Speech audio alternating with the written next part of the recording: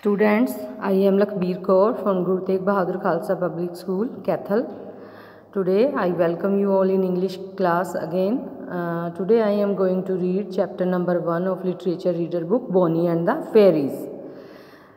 This is a story and this is retold by Raji Raman. ठीक है, तो आज हम इसको स्टार्ट करेंगे. If fairies existed would you use them to help with your homework और your course.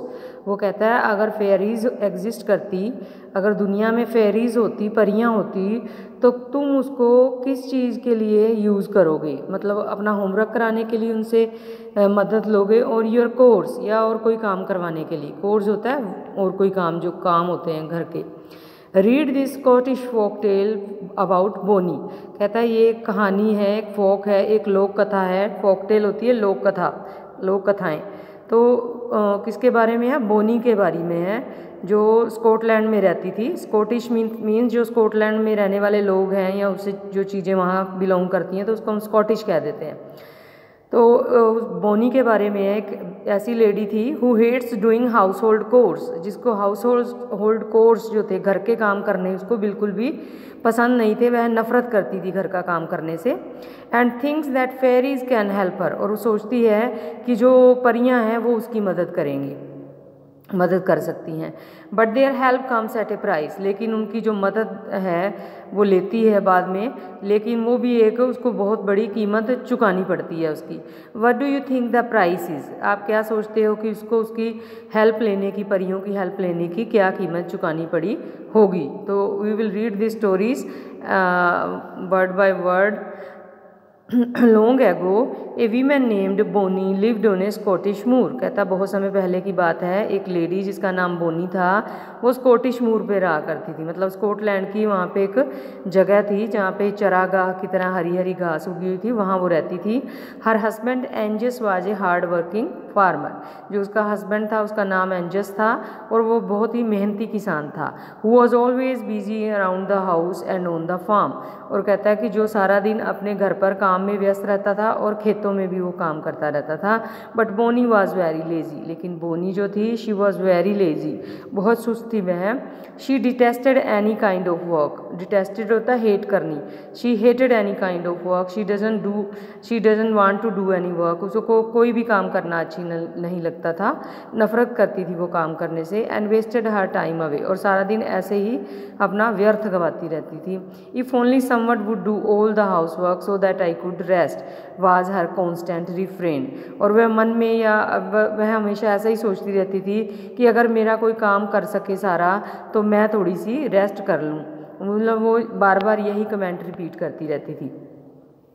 One day while making puris, Bonnie looked unhappily around the untidy kitchen. एक दिन वो जब पूरीज बना रही थी, तो बोनी लुक्ड अनहैप्पीली, वो बड़ी ही अनहैप्पीली थी उस दिन, मतलब खुश नहीं थी. अराउंड हर अनटाइडी किचन, और देखती है जो उसका किचन है वो कितना अस्त व्यस्त पड़ा था. अनटाइडी मीन्स बिखरा हुआ था वह kitchen.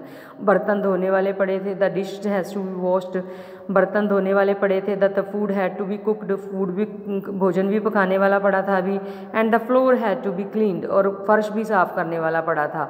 All of a sudden she remembered that her grandmother had once told her that fairies had a great weakness for porridge and cream.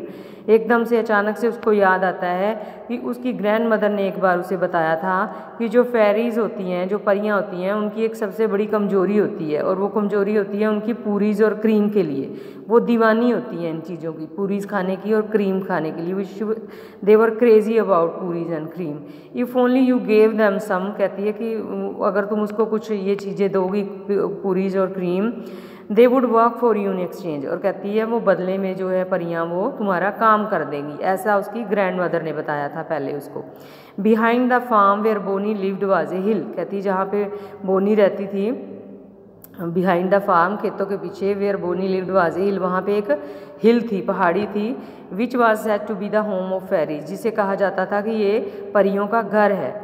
Surely there is no harm in trying it out. और मन में सोचती है कि क्यों ना इसको try किया जाए, परियों को खाना खिला के उनको बुलाया जाए यहाँ पे, और मैं उनसे काम लूँ. If the fairies come and do the work what could be better. अगर फेरीज आ जाएं और वो मेरा काम कर दें तो इससे भला और क्या हो सकता है अच्छा. Thought Bonnie as she quickly got the porridge ready, और उसने वो जल्दी जल्दी से पूरी जो थी उसने बना ली। She mixed in some cream and left the big pot at the door to tempt the fairies, और उसने एक बड़ा सा पोट लिया, उसमें क्रीम मिक्स करी और बड़े पोट बर्तन में डाल करके डोर के पास रखाई। To tempt the fairy, tempt होता है ललचाने के लिए, उनको फेरीज को ललचाने के लिए भी वो देखेंगी पूरीज और क्रीम पड़ी है, उनके तो मुंह में पानी आ जाएगा और वो जल्दी जल्दी आएंगी भागी भागी खाने के लिए। She hid behind the door and waited, और आप वो जो खुद बोनी थी वो अपने एक दरवाजे के पीछे छुप जाती है और वहाँ इंतज़ार करती है और देखती है अभी फेरीज आती है या नहीं आती। तो she didn't have to wait long, उसे ज़्यादा इंतज़ार नहीं करना पड़ा था। Soon she heard a great scanning and scuffing of feet outside the door, और उसको जल्दी ही उसकी परियों की आवाज़ें सुनाई देती हैं। वो जैसे जैसे तेज़ी से भागती हुई आ रही थी, उनके पैरों की आवाज़ें आउटसाइड द डोर, दरवाजे के बाहर। And high pitched excited voice, और आपस में वो कैसे ऊंची ऊंची बातें कर रही थी, एक्साइटेड थी क्योंकि पूरीज पड़ी हुई थी, और पूरीज को देख करके तो क्रीम को देख करके उनके मुंह में पानी आ गया था। Slowly she peeped out to see what was happening, और वो बोनी जो थी जो दरवाजे के पीछे छुपी हुई होती है, तो वो धीरे से चुपके से झांक करके देखती है, अभी देखूं बाहर क्या कर रही हैं ये परियां। अबाउट 20 लिटिल पीपल, वो 20 थी, each no more than a foot high, और वो 1 फुट से ज़्यादा ऊंची नहीं थी। Had crowded around the pot, और उन्होंने पूरा झुंड जो था बनाया हुआ था वो बर्तन के अराउंड, जो बर्तन पड़ा था जिसमें उसने पूरीज और क्रीम रखी थी बोनी ने उनको ललचाने के लिए। And they were crowded around the pot, उसके आले दुआले वो खड़ी हुई थी खाने के लिए, फटाफट वो गल्प कर रही थी। एंड पर taking turns to eat from it, बारी बारी से वो अपनी अपनी बारी के साथ वो खाती जा रही थी उसमें से। Soon the pot was empty, और जल्दी ही वह पोट खाली हो गया। The fairy now came to the door and knock, अब वो फेरीज जो हैं दरवाजे के पास आती हैं और खटखटाती हैं। When Bonnie answered it they greeted her warmly, जब बोनी आंसर करती है यस, तो वो बड़ी ही अच्छे तरीके से वो भी आगे से ग्रीट करती हैं। Good morning house wife they said, और उसको कहती हैं नमस्कार हाउस वाइफ, गृहिणी, क्योंकि वो घर का काम करती थी तो वो हाउस वाइफ थी।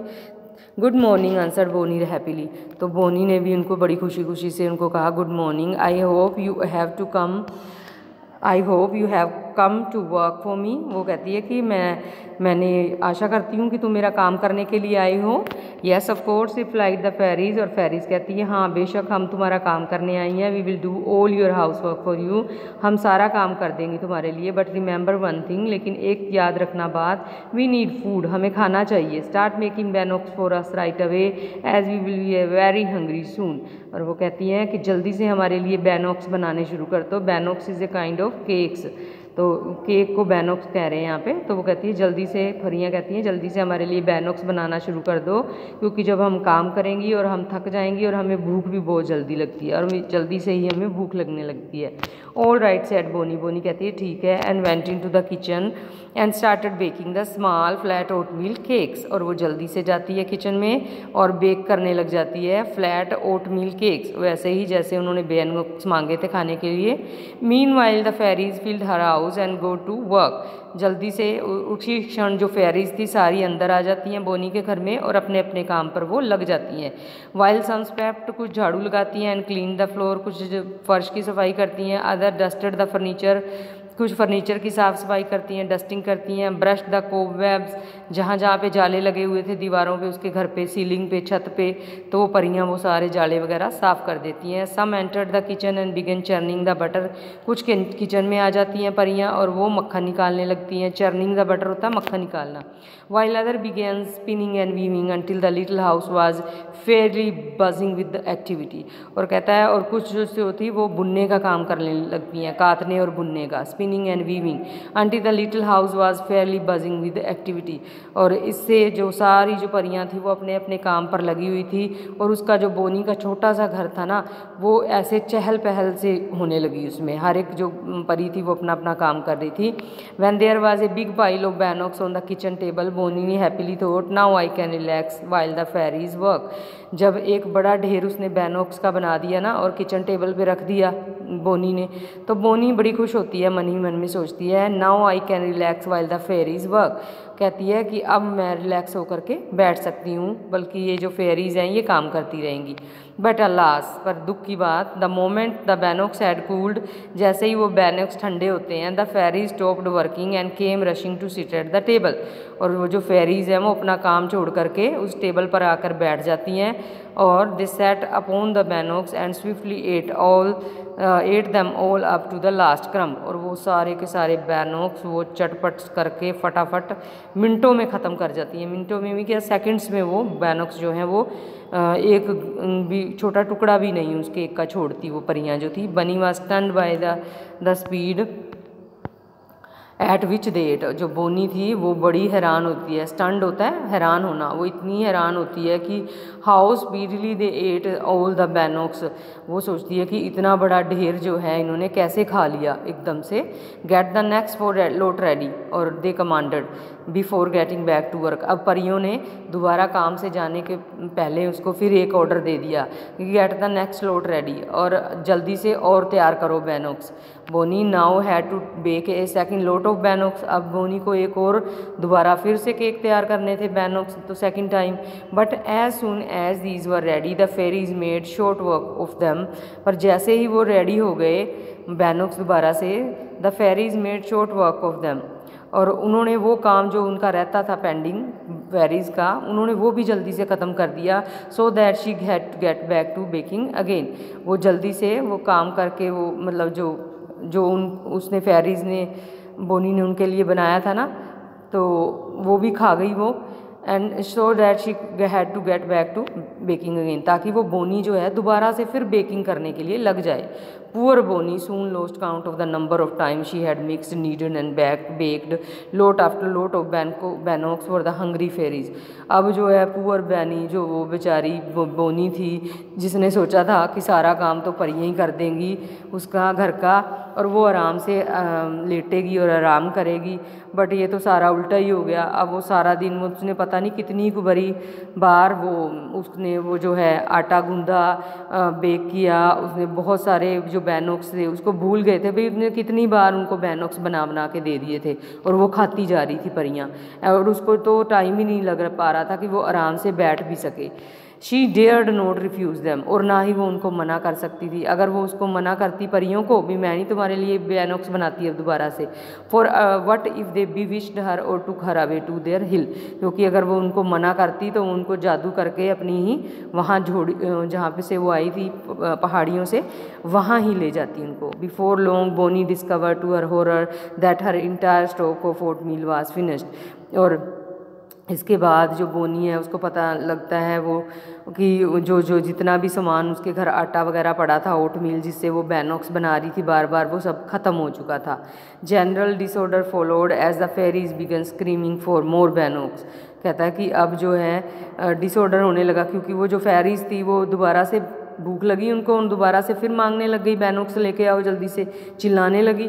Finally Bonnie cried please wait, और एकदम से बोनी जो है चिल्ला के बोलती है अभी इंतज़ार करो, I shall run across to my neighbour, कहती है कि थोड़ा इंतज़ार करो, मैं अभी अपनी पड़ोसी के पास जाती हूँ दौड़ी हुई, and borrow some oat meal from her for making more bannock, और कहती है कि मैं भागी जाती हूँ और उनसे थोड़ा सा उधार ले आती हूँ ओट मील, ताकि मैं तुम्हारे लिए और बैनॉक्स बना सकूं।